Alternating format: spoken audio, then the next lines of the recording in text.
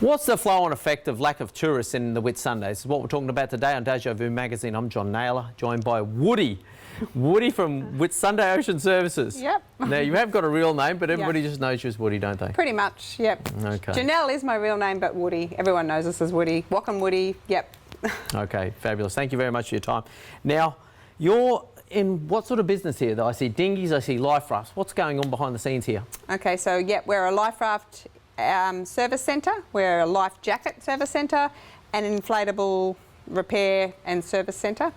We obviously sell and repair. So predominantly working with charter companies, commercial operators and workboats. Yeah, now you're telling me off camera there's actually two parts to your business. And what are those?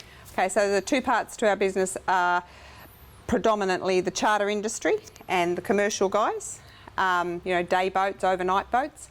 And then the other half of our business is mining safety work and government department work, as in QGAir, Queensland Ambulance, Water Police, that type of work. Yeah, okay. So how's that part of the business going for you? That part of the business, the mining and the workboats has been okay. It's not been as fluent as it was, but it is definitely what's keeping us afloat at the moment, because literally end of March the phones just stopped ringing.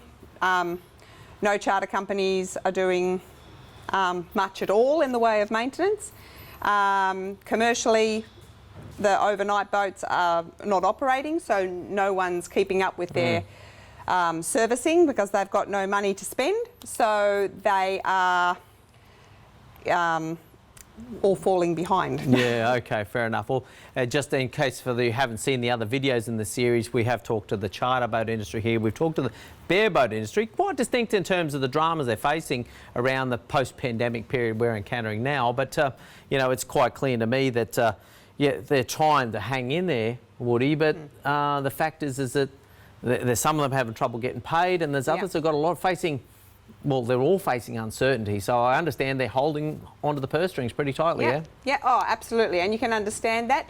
And it's a flow-on effect if you've got companies that aren't paying you, and there's other smaller businesses in this town. We all feed off one another. We all rely on one another to sort of be prompt in our payments. And when that doesn't happen, if one stops, then we all stop. It's very much a flow-on effect. Yeah, no, once again, within the series, we talked to Kevin Collins as well about restauranting in the main street. So there's been a lack of money flowing through the restaurant scene. In fact, nothing virtually. Same thing with retail. But you as a supporting supplier to marine industry and the marine tourism trade here, that part has just basically dried up altogether. Yeah, look, I mean, I don't know, I'm saying too dire, but... No, but I mean, like, we service life rafts from Port Douglas, Cairns, the Whitsundays, the entire North Queensland coast. Yeah, so we have obviously life rafts run like a car registration. They're due on a particular day of a month. If you're using them out of that time, and obviously a lot of people are not using their boats, but as soon as that falls out of date, then the raft needs to be serviced. And we're seeing a huge backlog, even probably 2/3 of the way through March when people were a bit iffy. A lot of people that were due in March have not serviced. April, May, literally nothing. That was the quietest part of our business, was the life raft servicing. And sort of what's kept us going with other bits and pieces are commercial jobs and some private repairs, but yeah. Yeah, okay. So anyway, what you're telling me in summary is that sort of business is okay, but you're seeing a very big hole appearing in your bottom line or your top line for the lack of the marine trade. And this is the sort of flow-on effect that's affecting. And myself personally, off camera, I've spoken to a number of people in the supporting business around the marine trade, be them sparkies or diesel fitters, diesel engine operators and that sort of thing, where basically they're down to 20% of in business or even less. As the bareboat industry, the commercial boat industry, has basically stopped doing any work. So they're not servicing, they're not spending money, they're not racking up engine hours, they're not dealing so well with the expiry date on safety equipment as well. Now, I'm sure they've all got the right intentions when things kick off, but for mine, the most important thing is that we need the tourists back in Airlie Beach. We need the bums back on seats in on the boats here, so that the marine tourism industry, which is the very lifeblood of this town, is back underway. I guess, have I got that right, Woody? Yeah, no, definitely. That, I mean, for the Whitsundays, Cairns, Port Douglas, we all rely very heavily on tourism, and without people being able to travel within the states, I mean, now we would normally be seeing an enormous amount of cruising yachties coming up the coast. As well, Yeah, so they always hit Airlie just as we're starting to get a little bit cooler. They love it. They come up here and they spend up big and they get their stuff serviced and to do their cruising around. And then that's just died. Okay. And they're not allowed to leave port or anything like that sort of thing. So or port, or if they're, they may have their boat, say, moored in Brisbane River, and they might live in New South Wales, and they can't come up and then just cruise up the coast. If they left prior to this all happening, of course, they can be still out there, but they're not really allowed to come in anywhere. So, and look, you can understand people erring on the side of caution, but when you are a wholly and solely reliant on tourism, as this town is, it is going to be a diabolical situation if the borders are not open. Especially, we've got school holidays in another 6 weeks. Yeah, it's coming up. And that whole August, September, October period when people love to come to the Whitsundays from the southern states, that is a huge hole that, you won't fill.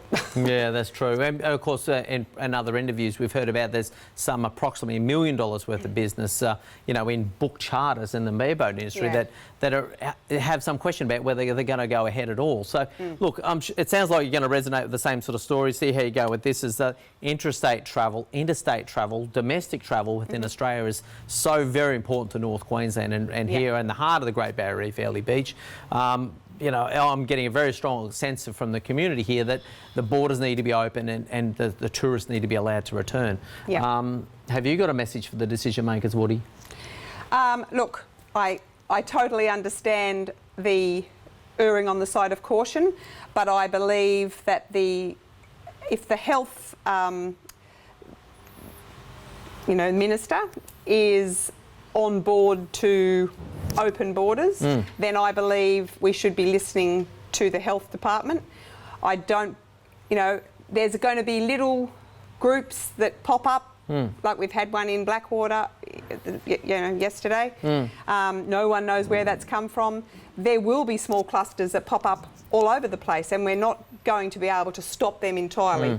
But I believe for the good of not only everyone's businesses, mental health is going to be a huge issue for people who have a business here that have limped along and tried to get it, saved to now, and they're on the brink of hoping that they can get those bookings and they've got something to work towards. If that is not allowed to happen, that will be a big problem. Yeah, well, that's it. Well, we continue to see statistics showing Queensland, if not all of Australia, recording such low rates of COVID-19, and we're definitely in this post-pandemic world. We've smashed the curve. We've done as we've been told for some time now, and we're obviously imploring them. My personal message is for government and decision makers, Anna, if you're listening, is that the Whitsundays is a very safe place for some people to come and tour to, and we appreciate that Australians are going to do the right thing for the most part. So we'd like to see the borders open. We'd like to see interstate travel. We know that Queenslanders will travel the length of this coast to have a good time, and what better place than the Whitsundays in winter time. But we better wrap up on that because we're going to run out of time limit on this. But Woody, thanks for your time today. Really empathetic around your situation, and that of all the marine trade suppliers here in the Whitsundays that are all looking at vastly devastating numbers around there and tragic numbers around the trade here as we fail to see the flow-through effect of the money coming through town. So thank you very much, and we'll talk to you next time on Deja Vu.